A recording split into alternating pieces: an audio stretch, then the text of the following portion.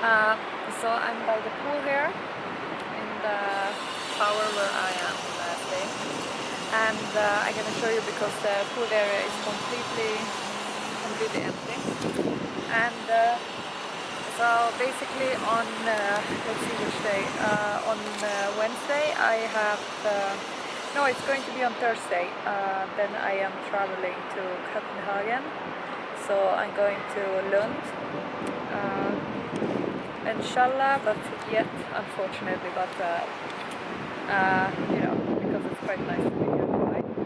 Anyway, so I actually picked up this book. When was it? Maybe last weekend. So this one is by Edward V. Said. And he is basically, well, he has actually passed away in 2003, but he was a professor in, so let's see here, he was a professor in English and comparative literature at the University of Columbia in the States, in the United States, and he took out his PhD from Yale University, and he has basically written a very influential kind of you know, paper, or like a book basically on Orientalism. He has sort of criticized how Orientalism is sort of describing the world basically, you know, and what kind of world, or like secondary or third perspective it sort of is applying, you know. And this one is basically on culture and imperialism, and how those two concepts are linked together, or how culture is used to you know, to sort of establish a form of imperialism. So this is a very interesting book. So I have read, let's see which page I am on. So I am, okay, I have read 40 pages in this book, and I must say that definitely a good book. He has a very good way of writing, and the way that he actually is you know, putting together the sentences and stuff, because there's quite a lot of philosophical kinds of published literature, and also just in general academic related literature, and it can actually be quite heavy, the literature. You have to read each of the section of the text a couple of times in order to really fully comprehend the essence of it, you know. But he has a very good language in how he actually is writing and putting together this. And as I said, he has been very influential in the you know, in the fields that he has actually been sort of working within the academics, and as a professor, and especially when it comes to you know, giving a more realistic point of view when it comes to Orientalism and what that is sort of about, and how it has been used, you know, among other things for imperialism and stuff, you know. So this one is really good. Highly recommend this book. And as I said, if you want to read something that is academic and connected to more university studies and stuff, definitely check out him. He also has, I found on YouTube, quite a few different lectures and stuff where he is actually lecturing, and most of his lectures are also very good. I really recommend him, because I'm gonna be honest with you, there are quite a few professors out there who are very into their work and what they are doing, and they are very highly knowledgeable, and they know what they're talking about. They have really clear understanding of the concepts and everything that they are doing. However, it doesn't mean just because you know something that you're going to be a good good in sort of communicating that or lecturing about it, you know. But actually Edward Said, he has a very good way of lecturing about the topics that he has sort of studied. And he has actually sort of studied quite interesting things that has a lot to do with culture and how culture and literature and like such things has been sort of giving points of views when it comes to, you know, different groups of individuals, different groups of people and so forth, and how you know, personalities and stereotypical assumptions are taking expression in a lot of the, you know, TV shows and all these things that is sort of showcasing certain stereotypical assumptions about certain stuff, you know, and what that sort of has for implications in a more you know, in a more like wider political climate and stuff, you know. So yeah, definitely. And this one is also, it has, because he's American, so he's like he was based over in the US. So I assuming this one was published in you know, in the United States. Definitely a good book to check in.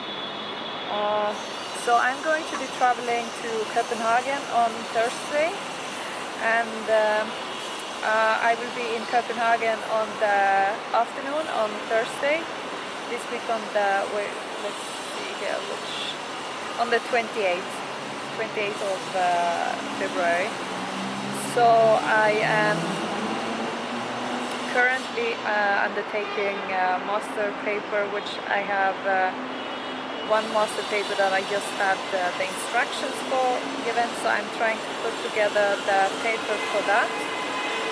But I have quite a lot of time actually to type on it, you know. But I'm gonna try and finish it as soon as possible, so I don't have it like off my list of things to do. And now when I'm going to be in Lund, I have to read all of the literature for the 2 courses that I have on the university in Lund for the rest of the spring, and I'm also going to read some other interesting books that I have sort of made a list on. So I mean, this one is definitely something I'm going to try and finish, and I also have this book about Lawrence of Arabia that I'm trying to finish as well. And there is one book by Talal Assad that is called The Formation of the Secular, because currently in the courses that I am taking, we are actually focusing quite a lot on the religion, but from a secular perspective, you know. But we have not really dived into the formation of the secular paradigm itself, you know.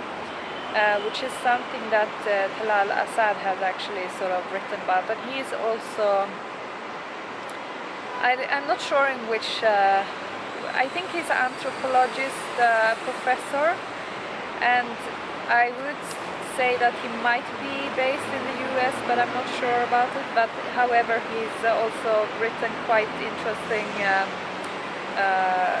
you know, quite interesting things. And so that is a book that I have like put on the, like, you know, I'm like having it at the university, so I need to pick it up over there. And then because I have applied also for the summer courses, and I'm going to do macroeconomy, inshallah. I have some other courses as well. I think it's project management,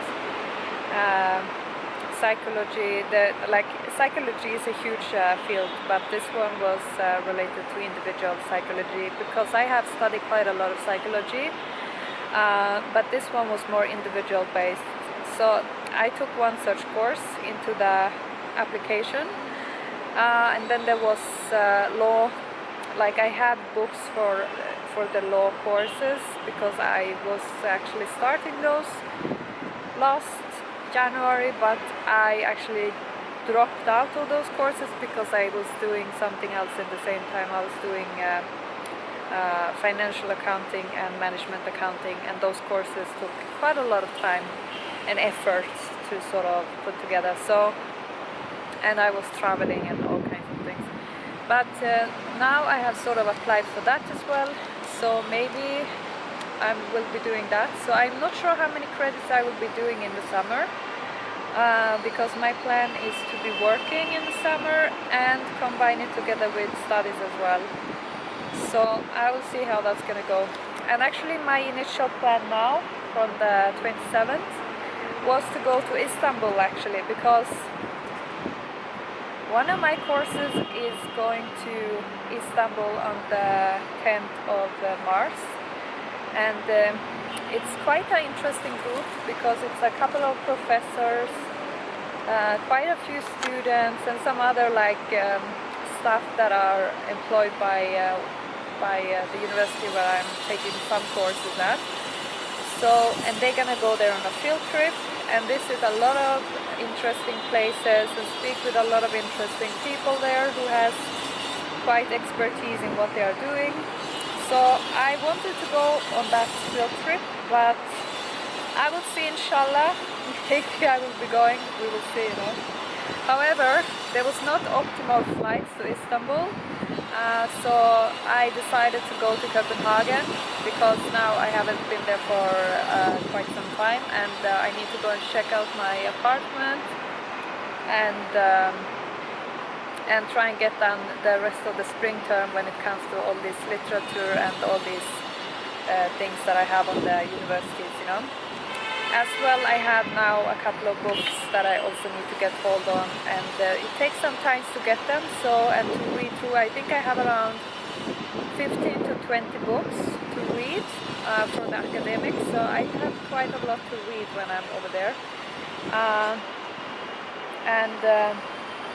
Also I'm going to be doing some podcasts, so I figure it's quite beneficial to be there and have time for that as well.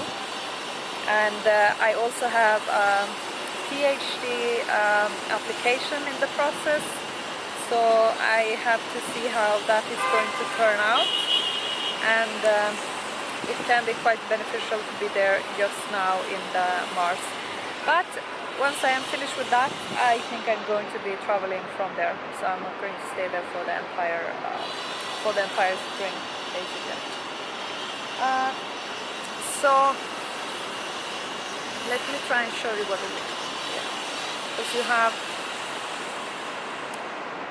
like all these huge towers here. So this is in GBR, and it's really nice. And I have actually become expert in dresses, because I have been looking at so many dresses together with my friend who is having her wedding this summer. So we have, I think we have covered the entire Dubai when it comes to such kind of places and shops. So it has been quite an interesting experience to sort of check out that as well. And I'm gonna show you, because I actually wanted to organize all of my papers and stuff that I have. Now I don't have that much like physical papers with me. The main things that I have is in my laptop, which is very good, because otherwise I don't know where I would keep all of the papers, because if anyone knew how much papers I have for all these things that I'm doing, I would have like thousands of papers with me. But I have, you know, everything in the laptop almost, so you can imagine how practical life is with the technology, you know. But I actually picked up this one yesterday, which is something I have not seen anywhere in Sweden in this kind of color and in that format. So this one is just like a file holder, I would say, like a portable kind of file holder. And the great thing with this one is that my laptop fits in this one, so I can just carry this one around, have my laptop in here, and I sort of arranged. Let me try and show how this. Okay, I'm gonna flip around the camera so I can show how I have sort of arranged stuff when I am on the go. So, let's see here. So this is the file holder, by the way. The color is really nice, and it has this attachment. Let's see if I can show. It has this attachment, and my laptop that I bought in France that doesn't have the Swedish vocals, amazing that it still is working because I have carried this one around everywhere and I have dropped it and I don't even know what, but it's still working. So you know what, I keep maybe I would say maybe 1,000 different files and books and all kinds of things, and the memory in this laptop is still like solid. Like I still have a lot of memory in this one, which is absolutely amazing. So how I sort of arranged this thing, so it has these sort of pockets, and because now this one is I just got it, so it's almost empty, but I put these sticker notes. So let's see what I have here. So one of the courses that I'm doing now is this one.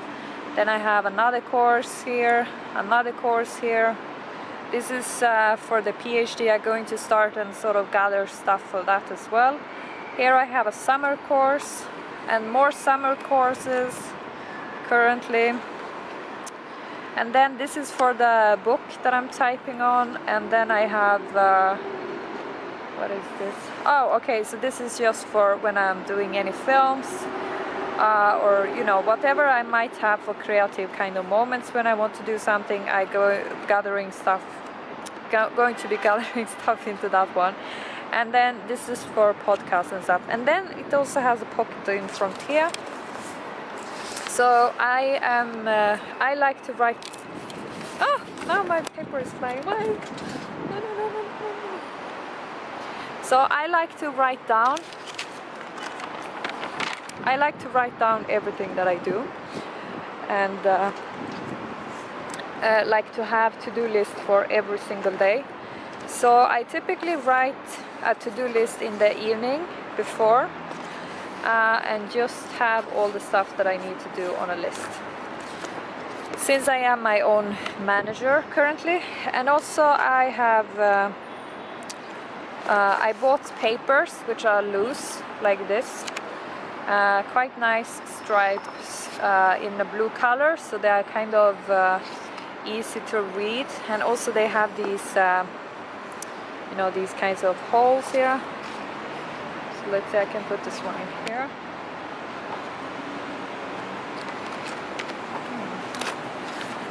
So this one is so practical, and as I said, my laptop fits in it, just closing it and have everything in here.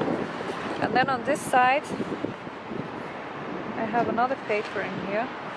And by the way, I only have this one for one day, so I already have quite a lot. Okay, so this is just what I need to do for the master paper that I'm currently typing on. So I'm gonna flip around the camera again. Yeah. So definitely a good item to have, because I otherwise have to have like papers and something for my laptop and all kinds of things to carry around. But with that one, I just, you know, it's going to be quite easy also to travel with this one, I figure. And as I said, since I have all my scientific articles, all my research articles in this laptop, I have books, I have documents, I have all types of things. Makes it so simple, you know. So I think I'm going to end here, but I just wanted to show the pool because I don't know if I'm going to be here any more times before I'm traveling. We'll see, you know. Inshallah, I might be here tomorrow. It is actually quite windy here, so it's not optimal to be by the pool, but I'm going to try and relax and read this book now. Maybe type on the master paper. I also need to type, so actually this is quite interesting, like a side note here. So when you're applying for a PhD, you basically need to type your research interest, and typically you need to submit that as well in your application. And I have a couple of different PhD programs that I'm applying for, and I also need to sort of write that form of research interest paper for the different programs, because they have different kind of field, like topics for the programs and stuff. So that is something to consider if you're going to apply for a PhD, that you have to have at least just a clue of what you actually want to do your research on. I mean, it's probably going to change along the way as you're actually progressing and enrolling a PhD, but to have an initial form of idea is a key thing, you know. So I'm gonna end here.